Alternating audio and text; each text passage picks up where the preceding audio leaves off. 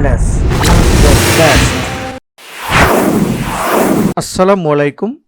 Microsoft ওয়ার্ডের ছোট একটি টিপস নিয়ে আজকের ভিডিওটি। টিপসটি ছোট হলেও আমার কাছে মনে হয় অত্যন্ত গুরুত্বপূর্ণ, কারণ আমরা যারা অফিসে জব করে থাকি, বিশেষ করে এইচআর অ্যান্ড অ্যাডমিনে অথবা কোনো এক্সিকিউটিভ পোস্টে, প্রত্যেকেরই কিন্তু এমএস ওয়ার্ডে কাজ করা লাগে। সেক্ষেত্রে এমএস ওয়ার্ডে কোনো অ্যাপ্লিকেশনের ক্ষেত্রে বা কোনো ফরম্যাট ইউজের ক্ষেত্রে প্রথমে কিন্তু ডেটটি মেনশন করা হয়। সেই ডেটটি আমরা কি করি, হাতে টাইপ করে নিই। এরকম যদি হয়, ক্যালেন্ডার বসানো থাকবে ডেটের এখানে। এখানে দেখুন একটি ফরম্যাট আমার তৈরি করা আছে, এখানে ডেট লেখা আছে, ঠিক তার সামনে ক্যালেন্ডার আকারে এখানে আমার সেট করা আছে। দেখুন এখানে এই যে অপশনটি আছে, এখানে ক্লিক করলে কিন্তু আমি এখান থেকে ডেট চেঞ্জ করে নিতে পারি। দেখুন এখান থেকে ইজিলি আমি এখান থেকে ডেট চেঞ্জ করে দিতে পারি।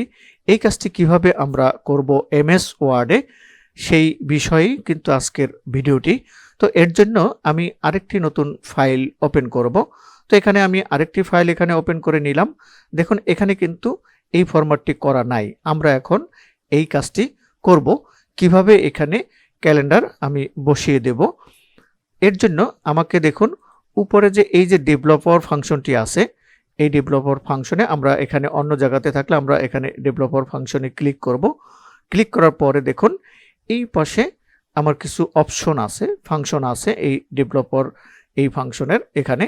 তো এখান থেকে দেখুন এই যে একটি অপশন দেখা যাচ্ছে, ডেট পিকার কন্টেন্ট কন্ট্রোল। এখান থেকে আমরা এই কাজটি করব। তার জন্য আমরা এখানে ডেটের এই সামনে আমরা কার্সরটি রাখব। এখানে এই ডেটের সামনে কার্সরটি রেখে আমরা এখানে এই অপশনে যাব, ডেট পিকার কন্টেন্ট কন্ট্রোল, এখানে ক্লিক করব।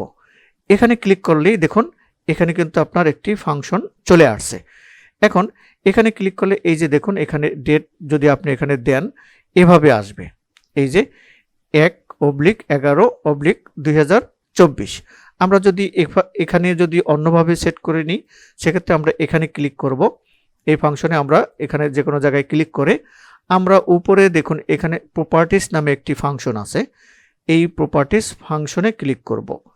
এখানে ক্লিক করার পরে এখানে একটি অপশন আসছে, দেখুন এখানে আমরা এই নিচের দিকে যাব। দেখুন এখানে ডেট পিকার প্রপার্টিস, এখান থেকে আমরা চেঞ্জ করব। দেখুন এখানে অনেকগুলো অপশন আছে, এই যে 1/10/24, এভাবে না লিখে যদি বছর আগে দিই, তারপর হচ্ছে মাস, তারপর হচ্ছে ডে, এভাবে যদি লিখি, প্রথমে হচ্ছে ডেট তারিখ, এরপরে মাস জানুয়ারি, এরপরে 24 সাল, এভাবে দিতে পারি। অথবা এখানে আরও অনেকগুলো ফাংশন আছে, এখান থেকে যে ফাংশনটি আপনি দিতে চান সেই ফাংশনটি এখান থেকে সিলেক্ট করবেন।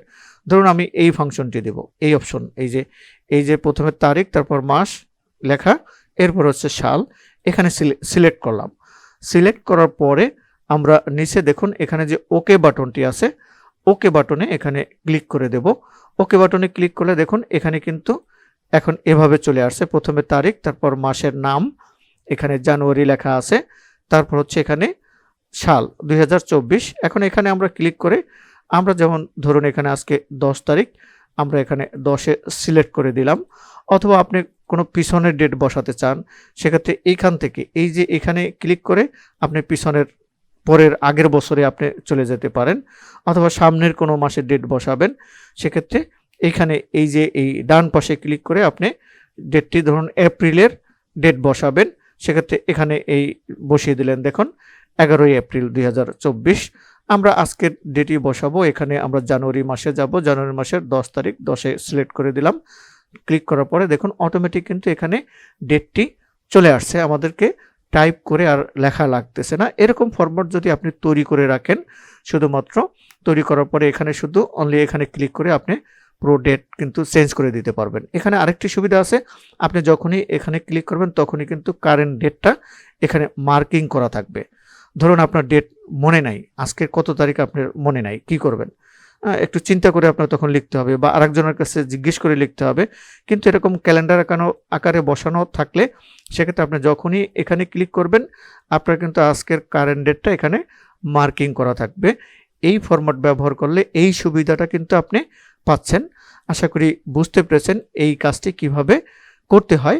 ভিডিওটি যদি ভালো লেগে থাকে তাহলে please like, comment and share. এছাড়াও আপনি যদি এই চ্যানেলে নতুন হয়ে থাকেন, এখনও আমার চ্যানেলটি সাবস্ক্রাইব করেননি, তাহলে এখনই আমার চ্যানেলটি সাবস্ক্রাইব করে নিতে পারেন এবং পাশে থাকা বেল বাটনে ক্লিক করে অল বাটনে প্রেস করে রাখুন, যাতে পরবর্তী ভিডিওর নোটিফিকেশন অটো পেয়ে যান।